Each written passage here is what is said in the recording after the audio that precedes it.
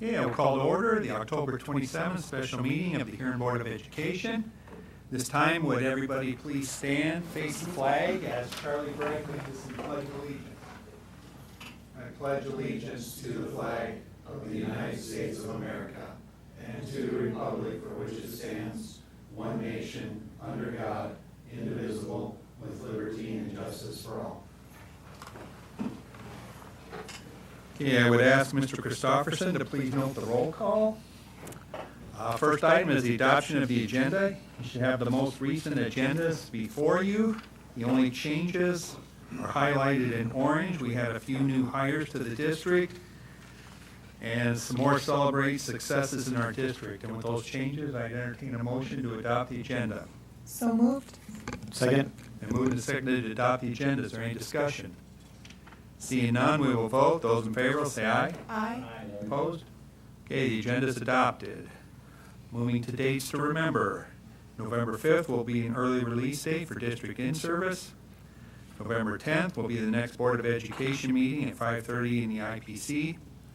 November 11th, Veterans Day holiday, no school that day. November 24th, Board of Education meeting, 5:30 here in the IPC. November 26th, early release day. November 27th through the 28th will be a holiday break, no school those days. December 8th, Board of Education meeting, 5:30 here in the IPC. And December 10th will be an early release for district in-service. Those would be our dates to remember. We had no requests for community input for items not on the agenda. We have no conflict disclosure and consideration of waivers to review tonight, so we'll move to our consent agenda. Superintendent recommends approval of the following. Consideration and approval of bills. We have 13 new hires to our district that require board approval to be covered by a workman's compensation plan. We had no resignations for board approval or contracts for board approval. We have an item to update the mileage rate to 70 cents per mile and personal vehicle rate to 31.5 cents per mile. And we had 2 open enrollment requests for board approval, OE 2025-13 and OE 2025-14. That's our consent agenda in its entirety. We can pass it with one motion, or if any board member would like to pull any item out for further discussion, they may certainly do so. I would just like to comment on Miss Maggie Decker. She's now Maggie Cardona as of Saturday. Oh, congratulations. Thanks. Yeah, you look very dapper in your suit. I saw that picture. Oh, thanks. I'd move approval for consent.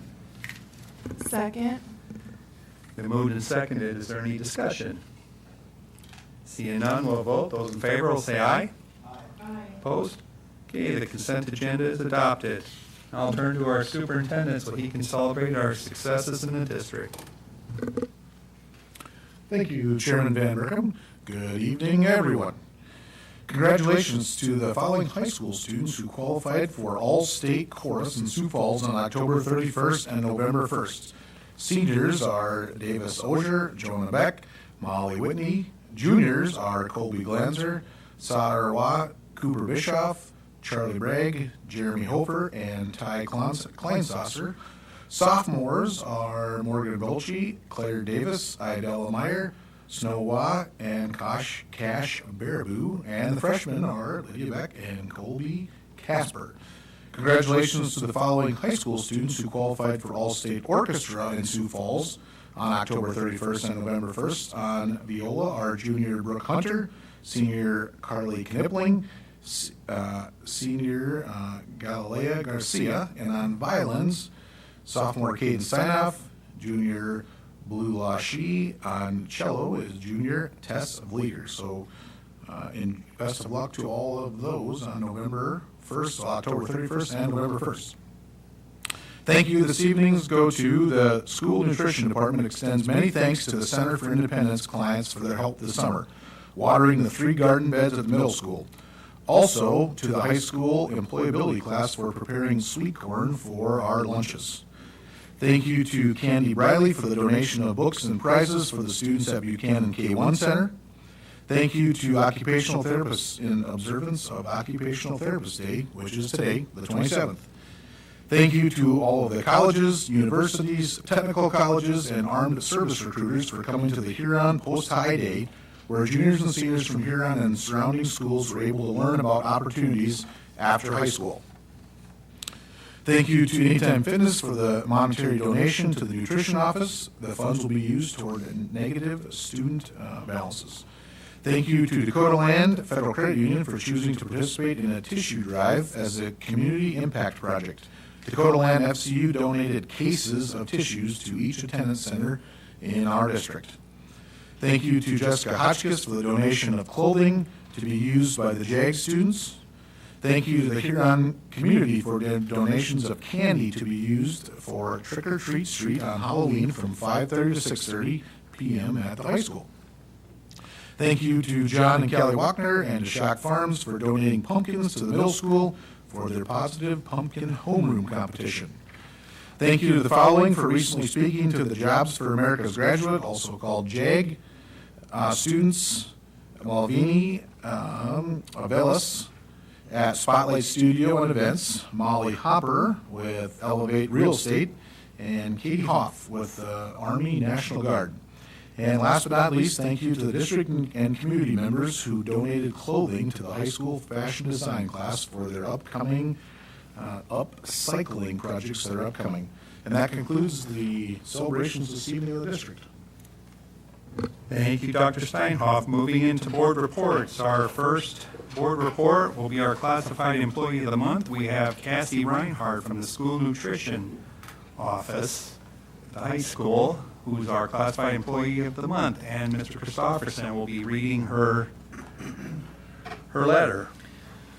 Okay, on behalf of Amanda Riley, School Nutrition Director, we are honored tonight to honor Cassie Reinhardt, School Nutrition High School Manager, as the October Classified Employee of the Month for food service.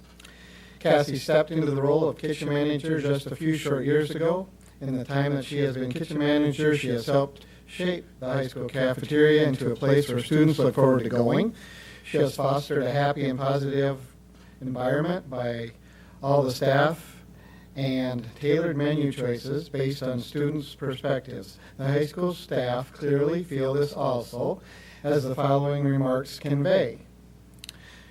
Cassie has the ability to lead one or many employees. Doesn't just happen. There is a commitment and drive to be the best at this role as possible. Cassie possesses integrity, attention to detail, and the best ideas to promote her staff and the work that is expected of those staff. No one is more deserving than Cassie. Always friendly and smiling. Always looks on the bright side of things. Always helps out wherever needed. Always positive. Cassie is always available to answer questions, quick to help where needed, and always kind. Cassie is an awesome leader, always ready and willing to help when needed, always smiling and happy, always positive. It is an extreme delight to have Cassie Reinhardt as our classified food service employee of the month. Congratulations.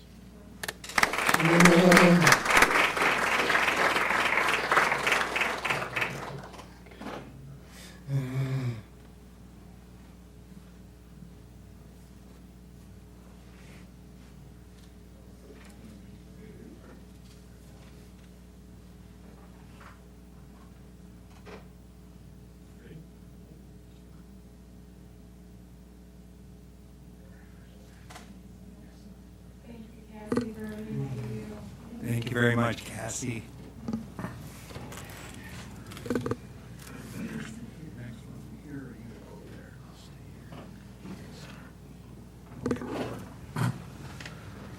Okay, our next item will be a budget update for the 2025-2026 school year.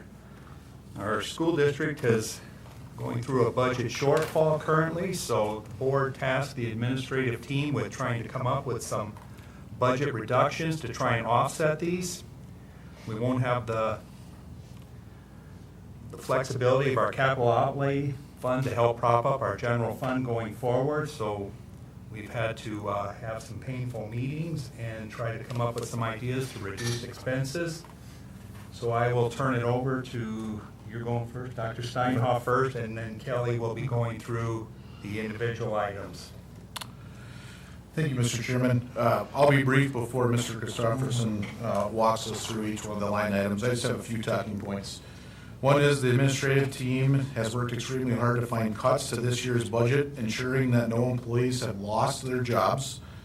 It's not enjoyable to work through right-sizing our budget, but it is happening through collaboration, teamwork, respectful disagreements, and a solid plan and a timeline. The travel reductions are primarily for staff travel, not student travel. And this list is the final cuts for the 25-26 school year. We won't be seeking further cuts for this school year in 25-26. So I will turn it over to Mr. Christopherson.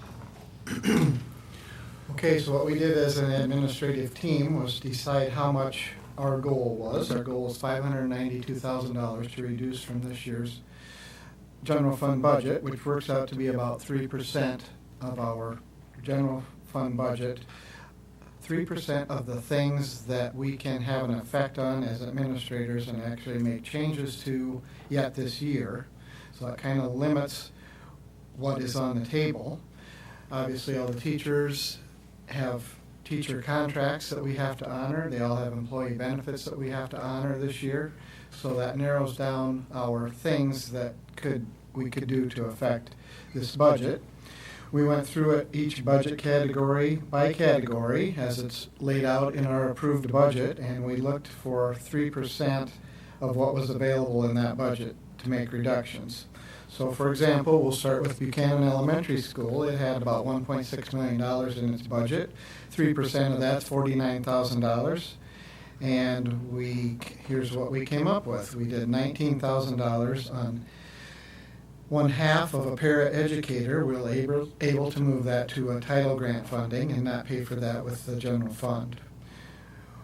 Staff travel was reduced $1,000, supplies $7,000, technology supplies $5,000, and we were able to move some lunchroom supervision to the school nutrition budget for a total of, that was $8,500, so we ended up with a total of $40,500, or about 83% of what our goal was for Buchanan Elementary. Here in Colony Elementary, 3% on the table is about $4,000. Nothing was done with that budget. Madison Elementary, $1.5 million with a goal of $46,000. We had a third grade opening that we didn't fill. That's about $80,000.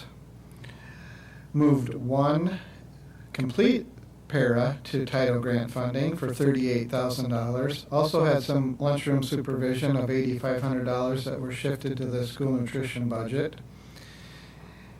And reduced the library staffing by 0.5 FTE. That actual dollar amount will be reflected in the library budget. But the total at Madison Elementary, $126,500, which was actually 275% of our goal. Washington Elementary, a $1.4 million budget, a $44,000 goal. We were able to move one FTE para for $38,000, which was 86% of that goal.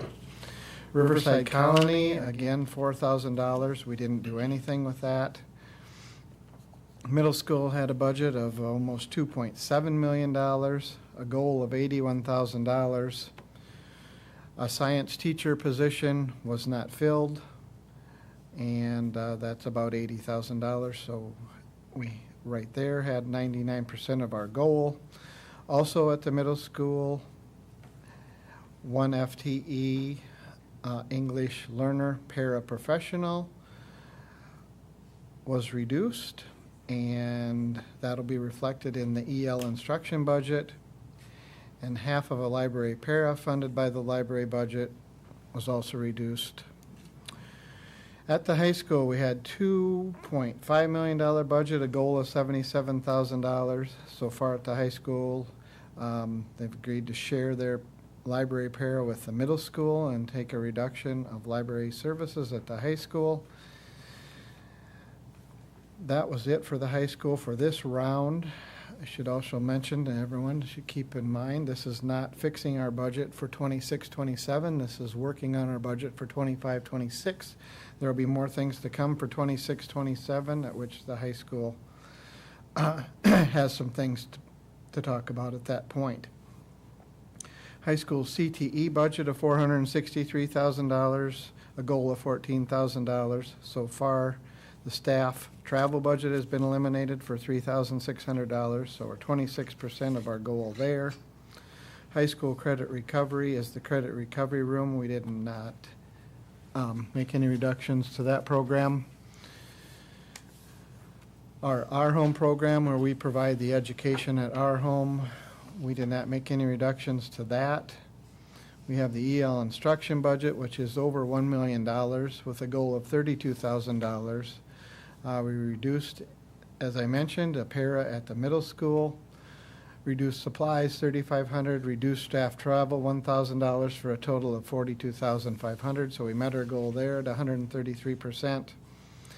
The counseling budget, we reduced some staff travel, some supplies, and for a total of $3,500, about 23% of our goal. That's a $500,000 budget. General fund nursing budget's $51,000 with a goal of $2,000 to reduce. We didn't do anything with that budget. Curriculum and instruction office, we reduced about $1,000 in travel, 14% of that budget. At the library, with a budget of $293,000, a goal of $9,000, we actually reduced our staffing by 1/2 para at Madison, the middle school, and the high school, a total of $57,000, 633% of the goal. The technology budget, we're going to focus on moving expenses to the capital outlay fund and reducing our spending on supplies and repairs by $12,000. The Board of Education has a budget of $116,000 with a goal of $4,000. We discontinued the new teacher staff luncheon. We already discontinued the all-staff luncheon. We're looking at discontinuing the employee recognition banquet in May for $10,000. So that's $13,000 in reductions on the school board's budget, 325% of the goal. The superintendent has a budget of $282,000 in that office. Reduced the repairs budget by $2,700 and the travel budget by $2,000. That's for a total of $4,700. That's 59% of that budget goal. The principal's budget has $835,000 in that budget. It's mainly just the salaries and benefits of our principals. They are discontinuing their staff travel budget and supplies budget for a total of $6,200. The activity director's office has a budget of $197,000 with a goal of $6,000. They reduced their supply budget by $300 or 5% of the goal.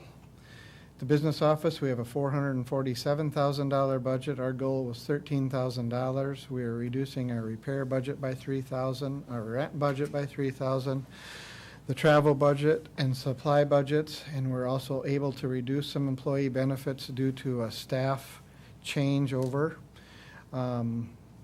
$23,000 total for the business office, 178% of budget.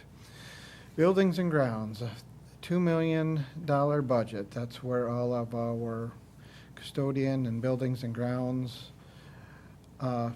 budget is, with a goal of $61,000. The biggest thing we can do there is scrutinize every repair bill and try and move it to the capital outlay fund if it's allowable to be in the capital outlay fund, so that we spend less out of the general fund. $48,000 we think we can do there, $5,000 in supplies, $7,000 in substitute custodians, which will affect all the buildings. Some more repairs, and then one of the big ones there is to have the school nutrition fund pick up the cost of trash removal at the middle school kitchen, $26,000 for a total of $87,000 there, 143% of our goal. At the Transportation Department, that's a $1.1 million budget with a goal of $34,000. We didn't come to any agreement on any specific things for the Transportation Department there yet. Student activities, a budget of $1.1 million with a goal of $35,000. We didn't fill a middle school football coach position. We reduced supply budgets for elementary music, middle school vocal music, high school vocal music, elementary orchestra supplies, middle school orchestra supplies, high school orchestra supplies, the high school band supplies, the middle school band supplies, fifth grade band student transportation, some football transportation budget, the national debate attorney travel budget for $2,500, and we're not going to fill an assistant wrestling coaching position for $5,800. All of those things total $19,275, which is about 55% of the reduction goal. We also know we have some open positions, one of them being a behavioralist at the middle school that will be funded by Title I. We think we can come up with a teacher to move into that position for the second semester. That'll save $40,000 somewhere in the general fund budget. So we come up with a total of $598,000 in reductions that we are going to try and implement for this budget, the 25-26 budget. And then we'll be moving ahead in December looking at next year's budget, 26-27 budget. Some of these things will roll into that budget and be more of kind of a permanent reduction, and some things might not. We'll have them discussions starting in December. We know we're looking for probably another $600,000 minimum at least to come off of that budget also when we start looking at that. But that's in our future. That's not what we're here to talk about tonight. So that's what I had for my report. A couple questions for you. Some of these expenses being shifted to the nutrition department, how tight is that going to make Amanda's budget then? Well, right now, coming off of the pandemic and some successful summer feeding programs, the budget is in probably the best shape it's ever been in. So hopefully we can take these on a long-term basis. We're also facing some big expenditures out of the food service fund that we know are in our future. Hopefully next summer, we have that, still have that high school kitchen exhaust hood and the equipment that goes under it. And we know our middle school freezer and cooler are failing, have failed, and we need to address that hopefully this summer. And then what were the employee benefits in your office? I have one person that did not need health insurance any longer, so we're able to Okay. cut that out of the All right, budget. that makes sense then. Questions, comments, or did you want to go first? before open it up I for- can, or I can go at the end. It's up to you. You go ahead first. and Okay. I'll open up for questions. As a follow-up to Mr. Christopherson's layout of the agreed-upon cuts/savings we came up with as an admin team, I would state as the superintendent, I work for you, the Board of Education, and I must accept your directives as my direct supervisor. The administration team, as we said, held multiple meetings to achieve these savings of nearly $600,000. I ask that you support our work, knowing that every department head did their best to make the appropriate cuts to minimize negative impacts to the students. As Mr. Christopherson said, we'll be working on the 26-27 budget in December, and this list, as he stated, may or may not be carried forward next year as we continue to right-size our budget and strive to discontinue transferring funds from capital outlay to the general fund. Okay, I'll open up for board member comments or questions. Ray? Yeah, I'll go first. I'd like to thank all the administrators and the superintendent and the business office for all their hard work on making these reductions. They're not easy things to do, and again, it's very difficult when we're in a funding shortfall. Excuse me. But I did have several people reach out to me And I just want to make it clear to those people that I did hear you, and I did try to dig in and get some answers. And long story short, several emails later, this kind of is what it is. And it's a very dire situation that we need to work our way out of. And I just want to go on record to say some of the budget cuts that I'm not too pleased with. During our strategic planning session, we collectively wanted to do more for our staffing, and I am not in favor of discontinuing the employee recognition banquet. I did make a suggestion if that could be covered under the food service budget, but that cannot. And I did see your healthy budget. Great job. But discontinue, hopefully that's not indefinitely, but we don't know because that's in the future. The second thing was buildings and grounds. I did make a suggestion to see if we can get a percentage of garbage cost allocated to the nutrition fund. Granted, it's a little trickier because everybody's pulling into one trash bin from what I understand, so I don't know if that could be broken out for additional savings. And then the last thing that really hit home for me, I've 3 kids that have gone through the district and 2 that are still in it, and I'm just going to read what I wrote. On the school website, we have 11 activities and 15 athletic programs that I am considering student activities. Of the 26 listed, music, debate, and drama make up 11.5% of the total offerings.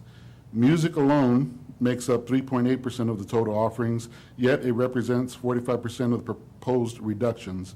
I am not in favor of cutting the budgets on the music programs. Our music program is a melting pot of students ranging in age, race, sex, scholastic, and athletic abilities.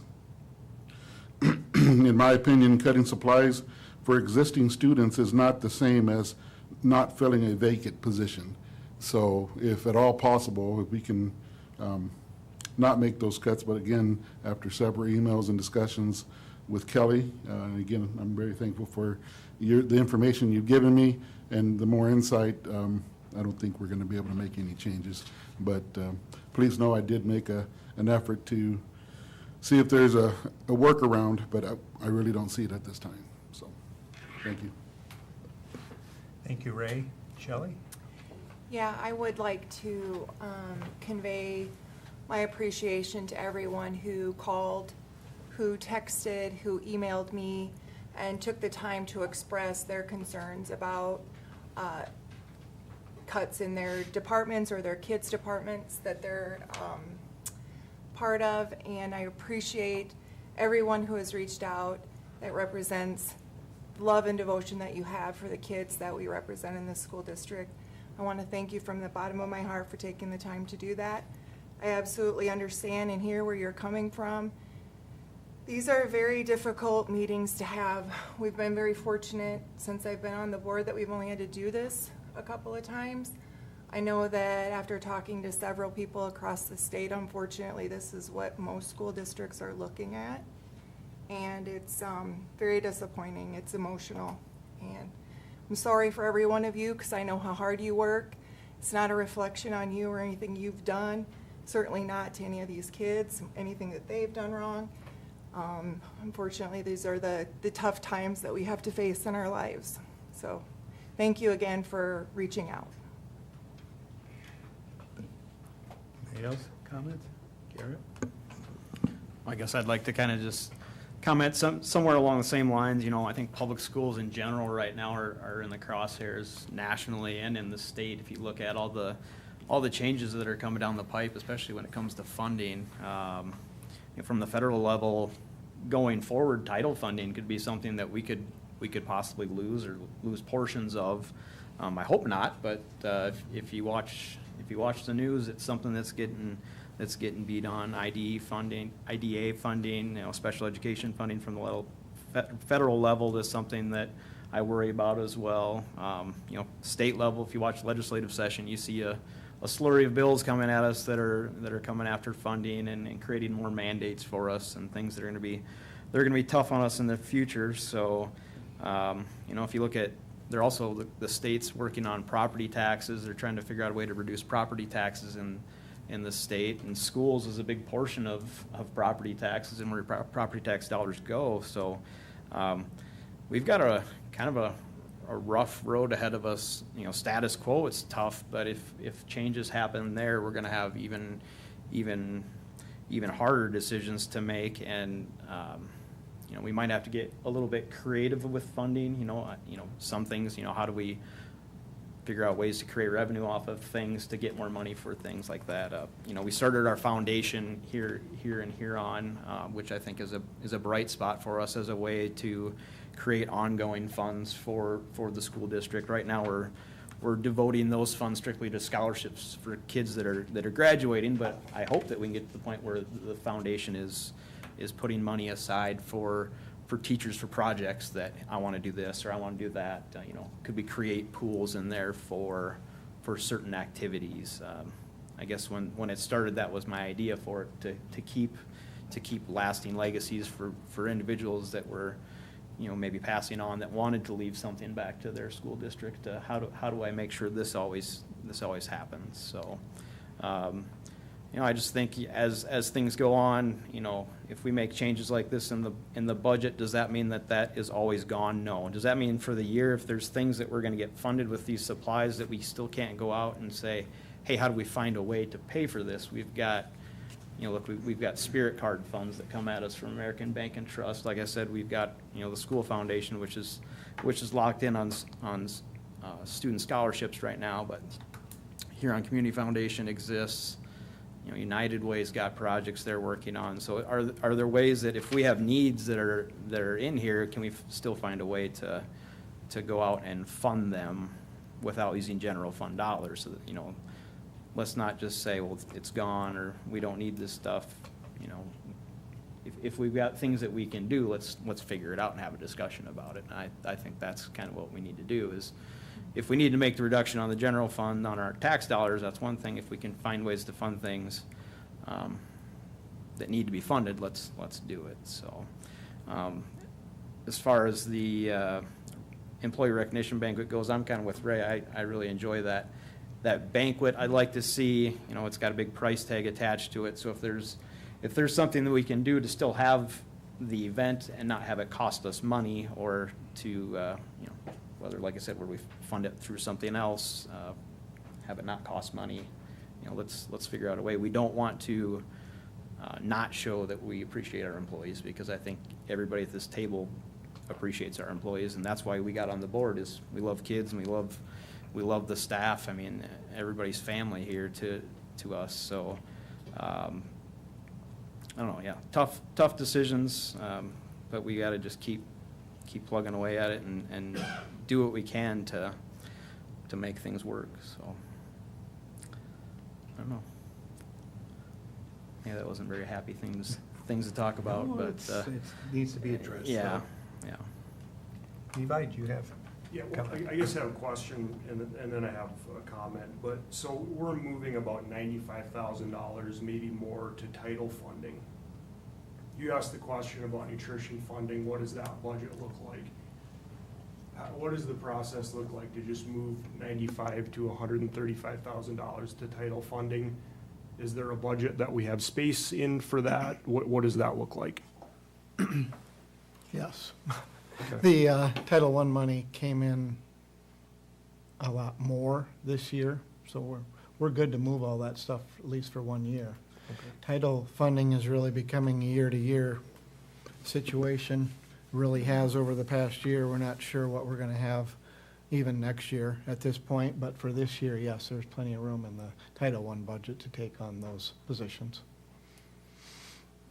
And then just, I would echo, thank you to the administrative team for working through this. Kind of gone back and forth on whether I should or want to say this, being married to the high school librarian, but I have been on the public library board before school board for 7 years. I've been out in Pier to lobby on behalf of libraries. So as I look through this list and I see a 20% cut to the library budget, that's very concerning to me. I'm just gonna come out and say that.